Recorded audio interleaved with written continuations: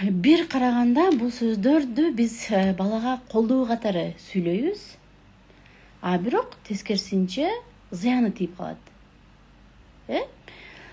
Мисалы үчүн балдар кичинекейинде бир ийгиликке жетпей алган болсо, бир аткарам деген каалоолоруна жетпей алган болсо, анда бала ата эненин адилеттүү сынына, түшүнүгүнө, туура жол көрсөтүүсүнө өзгөчө муктаж болот да. Эң аз дегенде ушул эң жакын адамдарыбыз да биз ата энелерчи, эң аз дегенде ушул жакын адамдарынан туура сөздү уккусу келет да.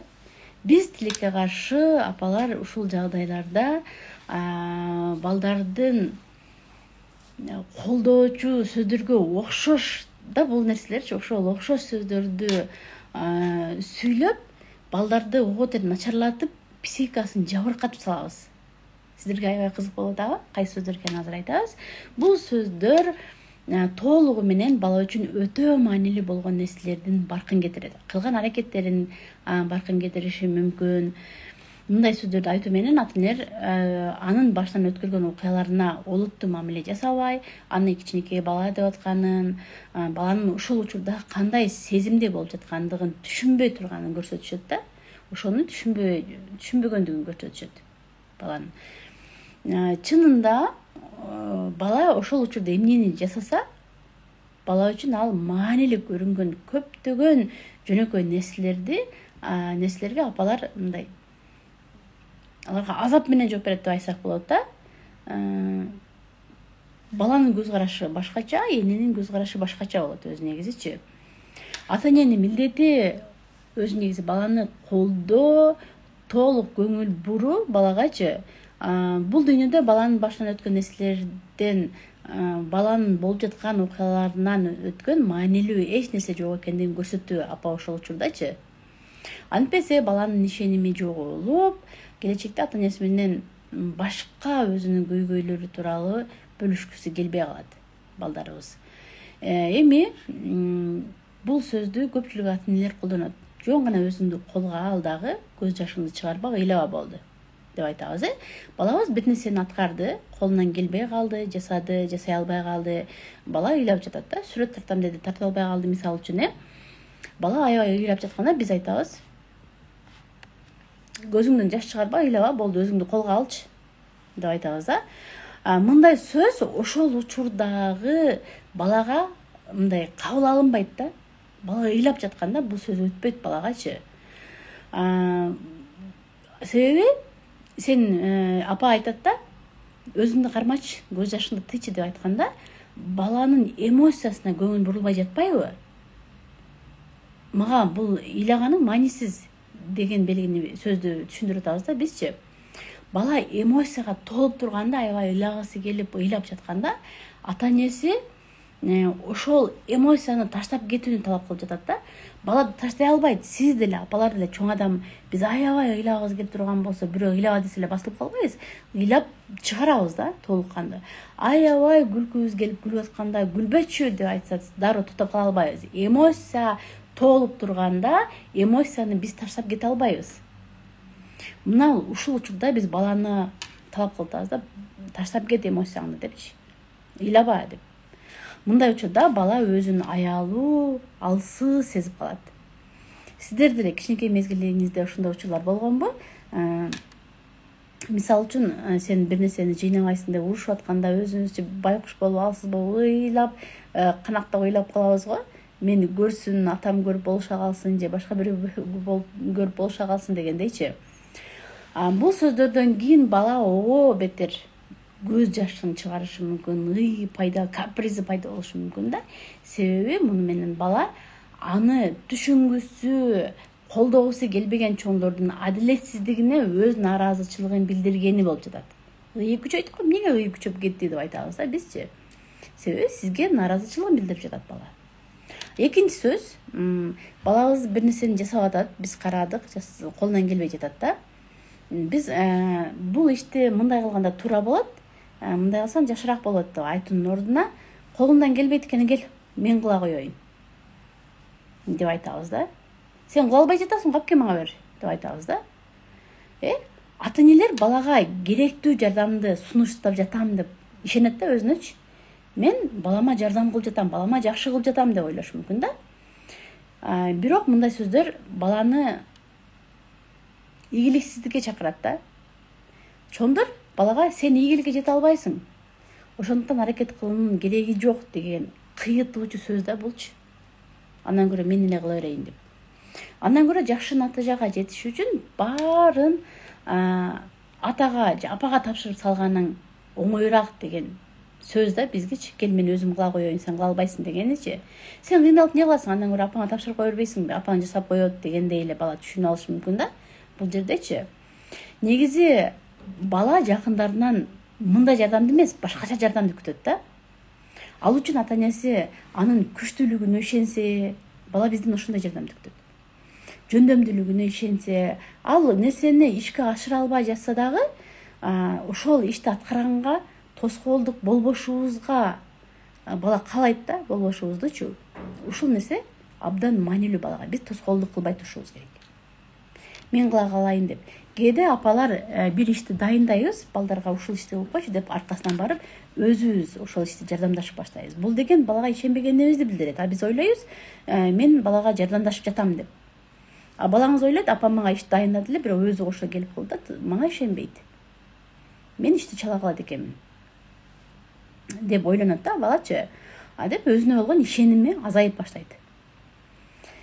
Сиз бала үчүн бардыгын жасоого болгон каалооңуз башка адамдарга таянган инфантилизм деп коет го, жаш бала кыял боюнча калып кетет. Жоопкерчиликсиз, демилгесиз адамды өсүшүнө өзүңүздүн салымыңызды кошоткон болосуз да.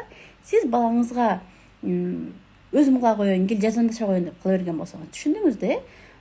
Жоопкерчиликсиз, жаш бала кыял, жоопкерчиликти жок деп өзүбүз арызданабыз да. Мага консультацияга келген апалар дагы чоң эле балам жоопкерчилиги жок деп айтышат. Эмне үчүн жоопкерчилиги жок болуп калган? Ошол нерсени биз өзүбүз алып келген жокпузбу? Жоопкерчиликсиз кылып алдыкпы биз балабызды? Ойлонушубуз керек кичинекейиненчи. Демилгесиз адам эч нерсени жасабайт, бирөө айтканды гана кылат, өзү келгиле биз андай кылайлы деп айтпай калат да бул балдачы. Себеби ата энесинин ишеничин көргөн эмес да алар. Мен да башкалар ушундай кыла албаганымды көрүп калсачы деген сыяктуу. Албетте бала кийин бир ишти демилге катары көтөрүп чыга албайт, себеби ал өзүнө ишенбейт. Андан дагы бизден дагы бир үчүнчү сөзүбүз, билесиңби, балдар андай кылбайт, сен кыз белең деп айтса, же тескерисинче, сен деген кызсың да, кыздар андай кылбайт, бала белең деп айтышы мүмкүн да. Бул нерсе ата эне ушундой айтканда, бул сөздөрдү баланын көңүлүн көтөрүү үчүн, бир жүрүм-турумдарын жакшыртуу үчүн айтышат да.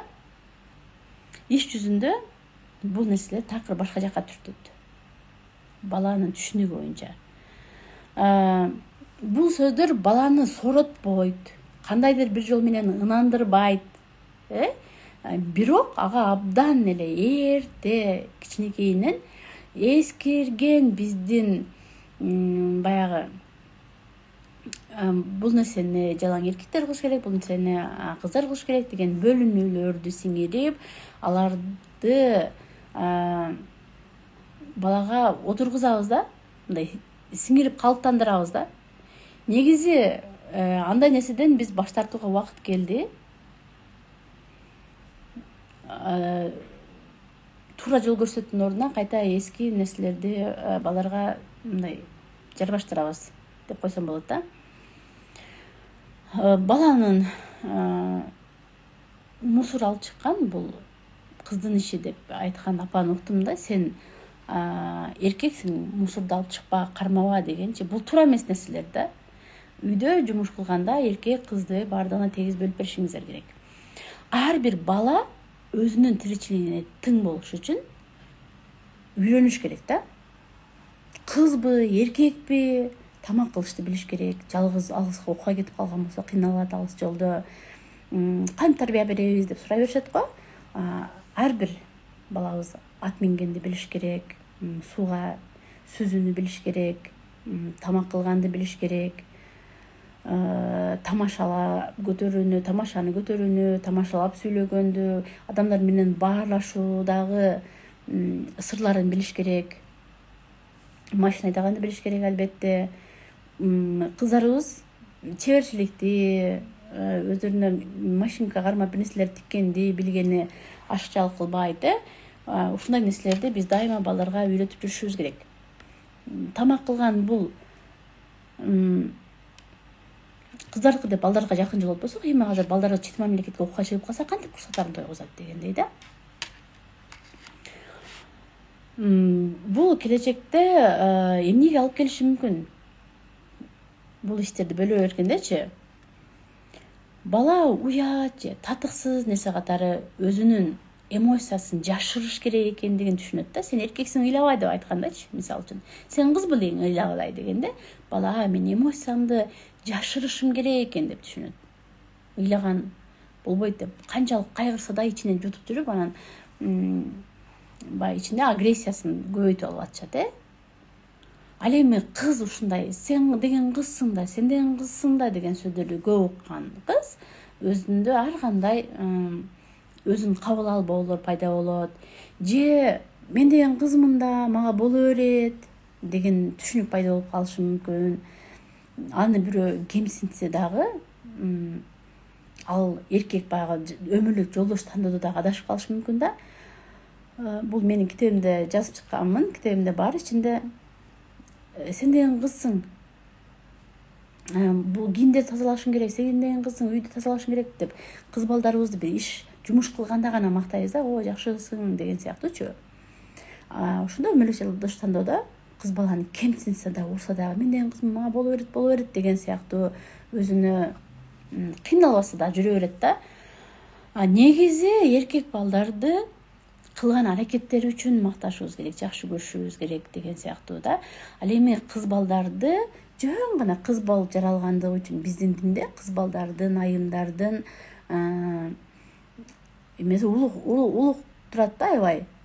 Кыз балдарды ушундай сыйлагыла деп турат да. Ал эми бизде кыргыздарда менталитет ушундай калыптанып калыптыр. Биз эркектерди жөн гана эркек болгондугу үчүн мактап атабыз да.